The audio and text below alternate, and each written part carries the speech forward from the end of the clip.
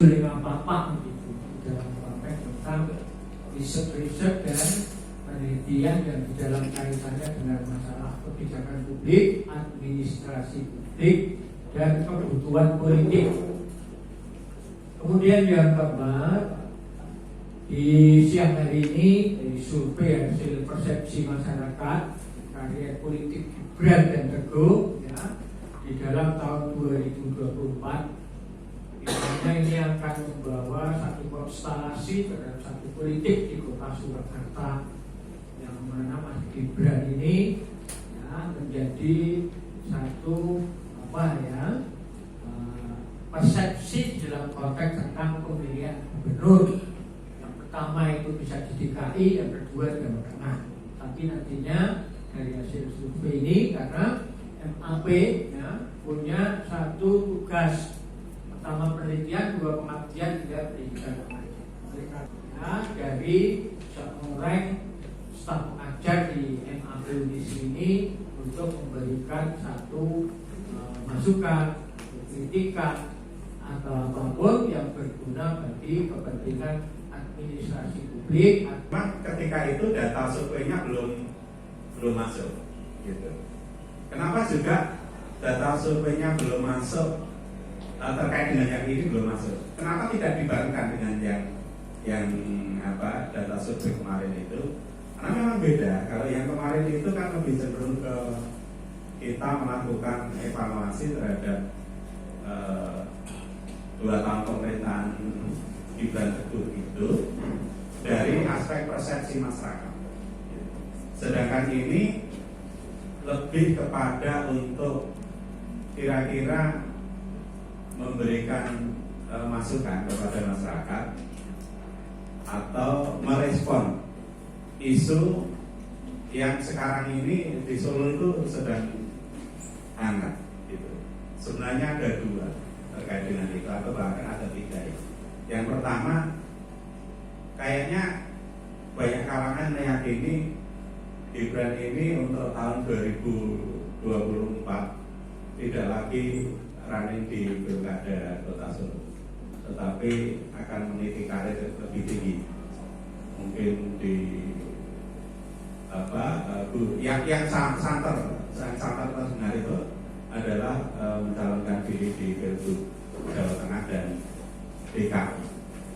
Itu yang pertama. Kalau isunya itu lalu sebenarnya persepsi masyarakat Solo seperti apa sih? Gitu. Yang kedua, isu yang kedua itu the next yang akan meneruskan atau yang akan mengganti Gibran ini siapa di Kota Solo.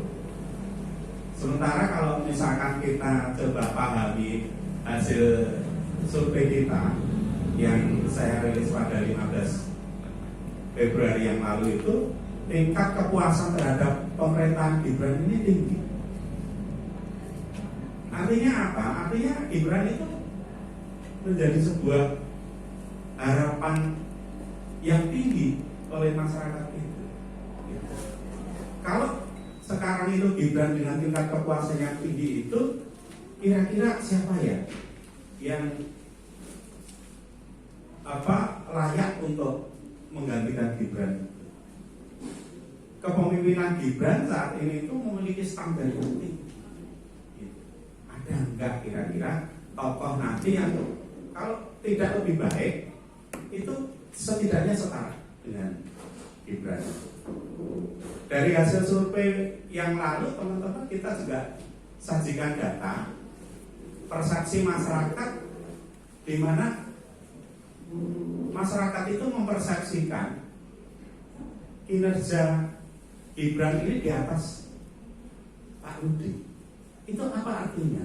Artinya standar kepemimpinan Kota Solo itu naik, gitu. The next siapa lagi yang kemudian lebih baik dibanding Mas Gibran itu? Maunya masyarakat Solo kan gitu. Jadi dari periode ke periode wali kota Solo itu menjadi lebih baik. Dulu di era awal pilkada langsung itu ada nama Pak Jokowi atau yang sekarang jadi presiden, bapaknya kita sebagai wali kota.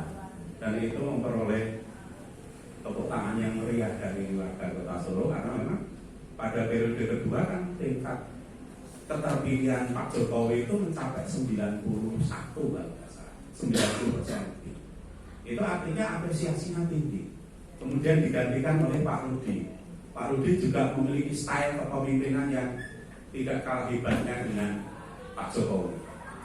Kemudian muncul Gibran Raka Buming Raka yang menurut persepsi masyarakat kemarin itu tingkat persepsi kepuasan masyarakat itu mencapai 90. Dan saya informasi itu, data survei itu kelihatannya yang ada yang tertinggi di Indonesia. Gitu. Nah, the next-nya lalu siapa yang kira-kira standarnya itu levelnya paling tidak sama dengan Gibran itu atau lebih tinggi dibanding Mas Wali Kota di Solo. Nah, itu kira-kira beberapa hal yang ingin saya share kepada teman-teman wartawan dan masyarakat Kota Solo. Nah, kemudian satu lagi itu yang kedua, isu yang kedua. Yang pertama Gibran mau running di Pilgub, kemudian siapa kemudian mengganti Gibran. Yang ketiga, gitu. Isunya di Solo itu kehendak si Mas Kaisang yang atau adiknya Gibran yang juga tertarik di bidang politik, yang mau ke politik. Cuman yang ketiga itu terus terang saja masih sedang kita dalami, gitu. Seperti apa nanti ke depan itu. Walaupun di akhir data yang kita share ke teman-teman itu sudah muncul, nanti akan saya jelaskan. Gitu. Aspek metodologis dari penelitian ini tidak jauh berbeda dengan yang saya rilis tanggal 15 Februari itu. Gitu. Bahkan kuesioner yang saya bagikan, yang saya gunakan itu dalam satu benda. Gitu. Kenapa kok tidak langsung Pak dulu, kok ditunda? Begini teman-teman, secara metodologis kalau kita mewawancarai masyarakat dengan jumlah pertanyaan yang banyak, itu akan menyedot waktu yang banyak. Ketika wawancara membutuhkan waktu yang banyak itu, saya khawatir respondennya bosan dan kemudian kita tidak memperoleh data yang baik. Oleh karena itu pada pertanyaan sampai di tingkat kinerja kemudian mau beralih ke pertanyaan ini, maka kita coba hentikan dulu dan kemudian pada periode berikutnya kita datangi lagi masyarakat untuk mewawancarai pertanyaan yang berbeda. Gitu. Sehingga dari aspek metodologi sama dan juga karakteristik respondennya pun sama karena memang responden yang sama dengan yang kemarin itu yang menjawab pertanyaan ini. Wawancara kita lakukan tanggal 15 sampai tanggal 25, jadi baru beberapa hari yang lalu selesai kita melakukan wawancara. Distribusi sampelnya berdasarkan karakteristik respondennya. Distribusi responden cukup merata berdasarkan kategori gender, kelompok usia, tingkat pendidikan, sosial ekonomi dan pekerjaan. Mari teman-teman kita lanjutkan ke slide berikutnya hasil surveinya. Maka di situ pertanyaan nomor 15. Lah pertanyaan nomor 14 mana? Ya pertanyaan nomor 14 itu yang kita rilis 14 1 sampai dengan 14 yang kita rilis pada tanggal 15 itu. Kita tanyakan kepada masyarakat itu, jika Gibran wali kota meniti karir politik lebih tinggi sebagai calon gubernur Jawa Tengah, apakah Anda rela atau tidak rela? Gitu. Maka ini datanya. Yang rela itu 68%, yang tidak rela itu 28%. Kemudian yang kurang rela ya 28%, yang kurang rela. Kemudian tidak rela itu 2,7%. Sangat tidak rela itu 0,sekian persen, tapi ada. Itu sedangkan yang tidak TTTJ itu tidak tahu, tidak jawab. Gitu. Nah, kalau kita perhatikan terminologi kurang rela dapat dimaknai sebagai keraguan-raguan.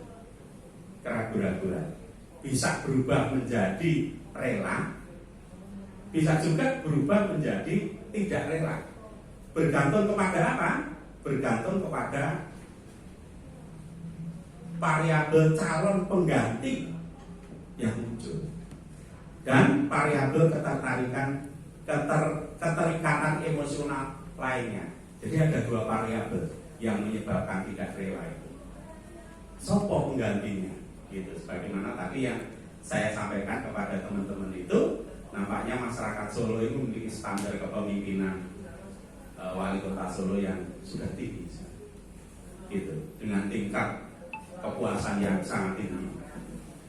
Gitu. Sedangkan variabel ketertarikan emosi lainnya itu nanti akan bisa lebih jelas ketika kita tanya, kalau mencalonkan di DKI tingkat kerelaannya bagaimana? Itu nanti akan bisa lebih jelas. Beda itu ternyata. Ini kalau kita tanyakan untuk DKI, jika Gibran mencalonkan gubernur DKI, apakah Anda rela atau tidak rela?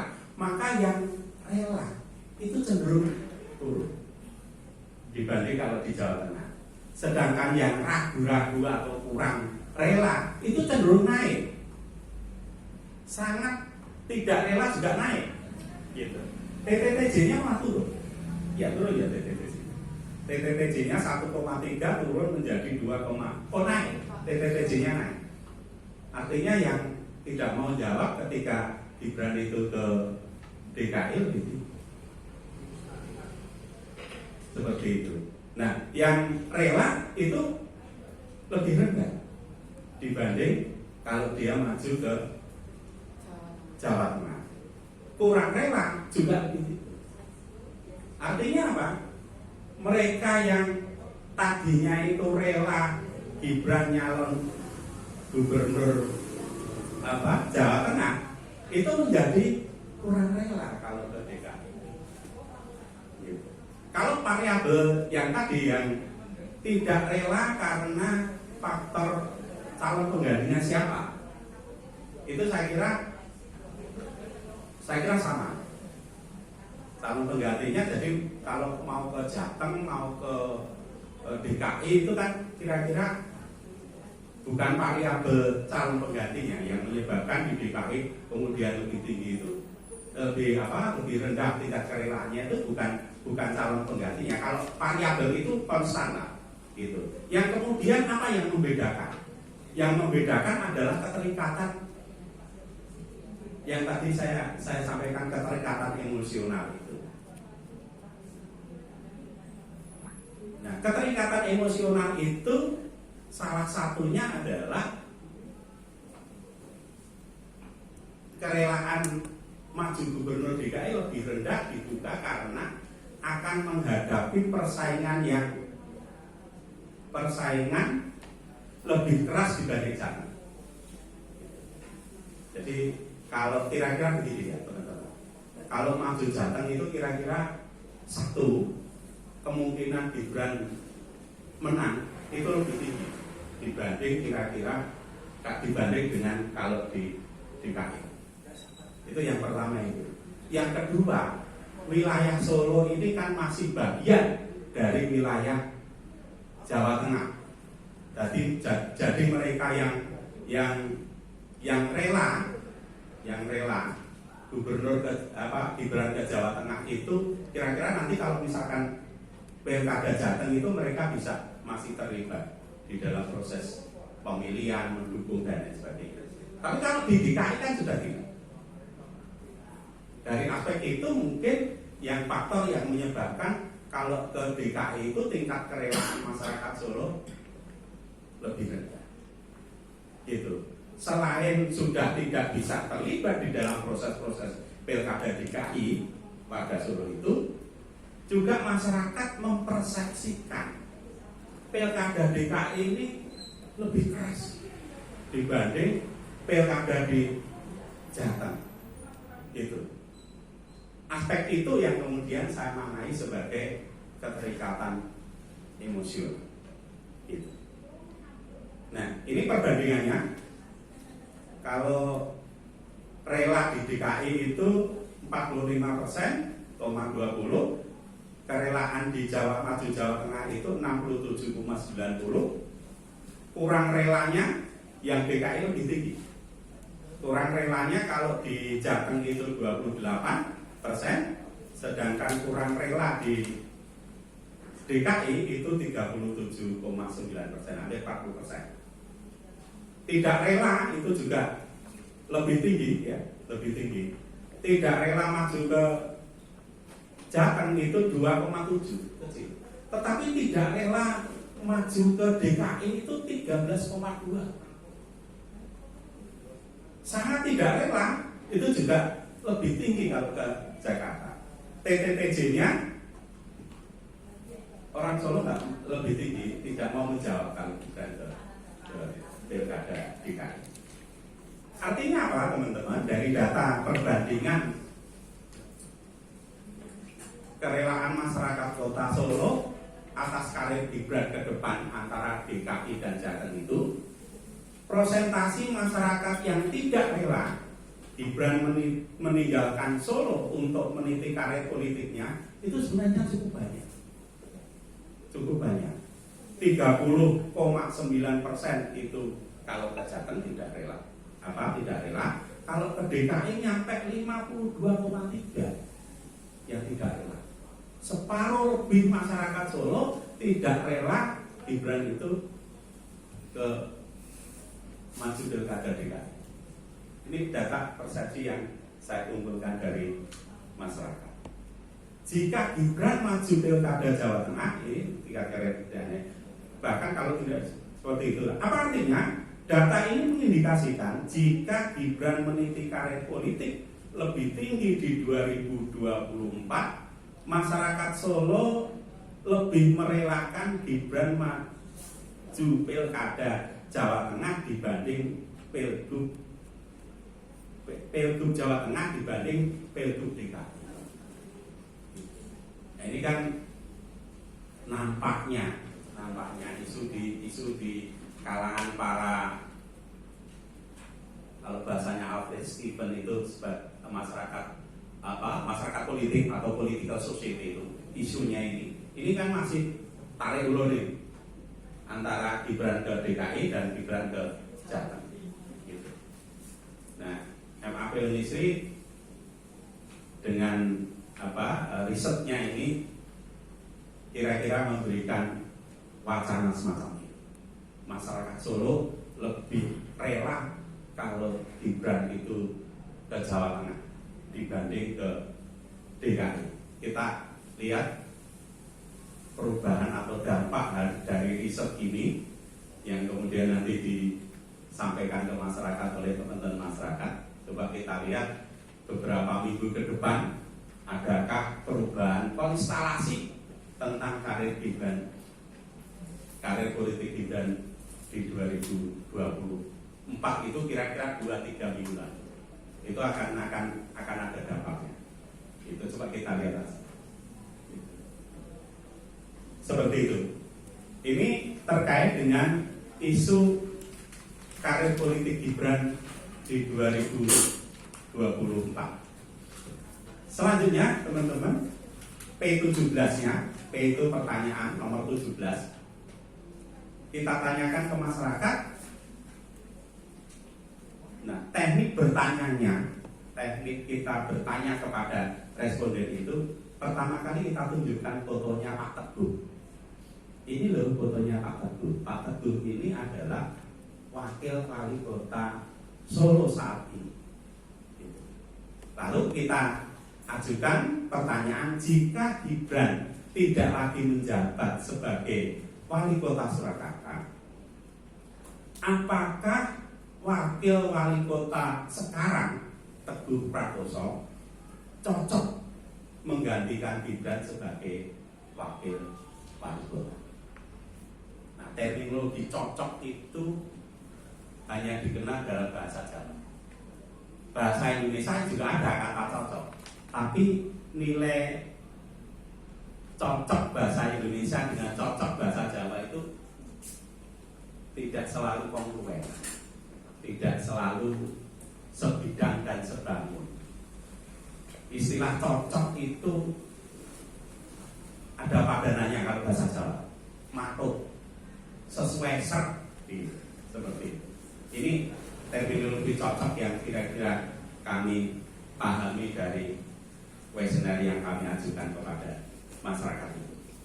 Nah, hasil survei teman-teman yang menyatakan sangat cocok 2%, yang menyatakan cocok saja 46%. Jadi 2% ditambah 46% ini ada 48%.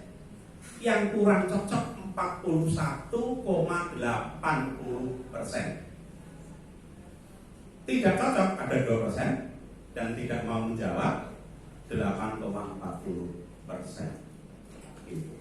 Jadi antara yang positif cocok dengan yang kurang positif, kurang cocok, itu lebih tinggi yang positif. Kita tidak hitung yang TTTC kan tidak kita hitung. Gitu. Tidak itu.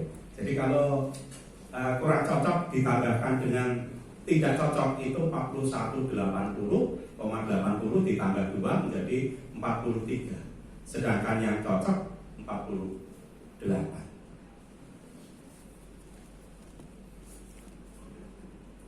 Angka kurang cocok pada jawaban pertanyaan ini dimaknai sebagai bentuk keraguan-keraguan. Kurang cocok bisa berubah menjadi cocok atau berubah menjadi tidak cocok, bergantung kepada alternatif tokoh yang diajukan. Alternatif tokoh yang diajukan. Jadi kalau alternatif tokoh yang diajukan nanti yang muncul dalam wacana politik hari-hari berikutnya setelah survei ini kita rilis, gitu, bergantung kepada kira-kira persepsi masyarakat terhadap tokoh di luar Pak Teguh itu persepsinya lebih tinggi dibanding Pak Teguh atau di bawahnya Pak Teguh. Kalau lebih tinggi di bawah Pak Teguh, maka angka kurang cocok itu akan menjadi tidak cocok. Kalau lebih tinggi, kalau standarnya tokoh yang di luar Pak Teguh itu lebih tinggi dibanding Pak Teguh, maka angka kurang cocok itu bisa menjadi tidak cocok. Tetapi kalau standar calonnya dipersepsikan sama dengan Pak Teguh atau di bawah Pak Teguh, maka angka kurang cocok itu bisa menjadi cocok. Nah, itu kan bergantung kepada alternatif tokoh yang diajukan, seperti itu. Lalu kemudian kita tanyakan selanjutnya P18-nya. Jadi teman-teman, P18 ini kita ajukan ke masyarakat, ke responden itu, bentuknya adalah pertanyaan terbuka. Pertanyaan terbuka. Pertanyaan terbuka itu masyarakat silakan menyebutkan. Silakan menyebutkan. Gitu. Tidak kita ajukan alternatif tokohnya, tapi masyarakat kita bebaskan untuk menyebutkan. Kalau di dalam survei pemetakan politik itu, bahasa saya survei dalam rangka mengumpulkan data politikal personal, itu ada popularitas, akseptabilitas dan elektabilitas itu. Elektabilitas yang ditanyakan kepada responden dengan pertanyaan terbuka, tidak menyebutkan, menyodorkan nama, itu namanya top mind. Top mind itu top mind itu yang di benak masyarakat. Yang di benak masyarakat itu siapa yang cocok untuk menggantikan wali kota Gibran itu. Maka ketemu nama yang urutan pertama tetap Pak Teguh, tapi di 17%. Nanti kita bahas kira-kira apa ya dari 48 kok kemudian ketemunya 18 itu. Ini menunjukkan tadi yang saya sampaikan kepada teman-teman tadi, bahwa aspek atau variabel alternatif tokoh itu menjadi penting bagi karir politik Pak Teguh berikutnya. Apakah dia akan dipersepsikan lebih baik dari tokoh yang muncul itu atau tidak? Atau kalau menggunakan yang tadi itu, apakah persepsi ragu-ragu, persepsi kurang cocok tadi bisa berubah menjadi cocok, atau malah berubah menjadi tidak cocok? Gitu. Nama yang kedua adalah muncul Kaisang Pangarep. Gitu. 5%, tapi masih 5%. Kaisang Pangarep. Kemudian ada Budi Prasetyo, ini Pak Ketua DPRD ya, betul ya? Pak Budi Prasetyo, Ketua DPRD ya? Kedua DPRD. Kemudian Pak Ahyani, itu Sekda Kota Solo. Kemudian Ahmad Purnomo, mantan Wakil Wali Kota. Kemudian angka yang cukup tinggi, data yang cukup tinggi adalah pada yang belum tahu. Gitu. Tinggi sekali, 75%. Ini sesuatu yang harus dicermati. 75% itu tinggi sekali. Gitu. Mengapa tinggi sekali? Dugaan saya karena memang masyarakat Solo masih belum beranjak dari memikirkan tokoh lain di luar Gibran. Walaupun Gibran sekarang dalam wacana politik itu sudah banyak sekali yang mewacanakan mau maju pilkada DKI, mau maju pilkada Jawa Tengah. Dan itu tidak kemudian the next logika pikirnya terus sopo. Ini masih bingung. Masih banyak yang belum bisa istilahnya itu memikirkan siapa pengganti dari Gibran. Kalau di luar Pak Teguh, tapi Pak Teguh yang Pak Teguh itu 17%.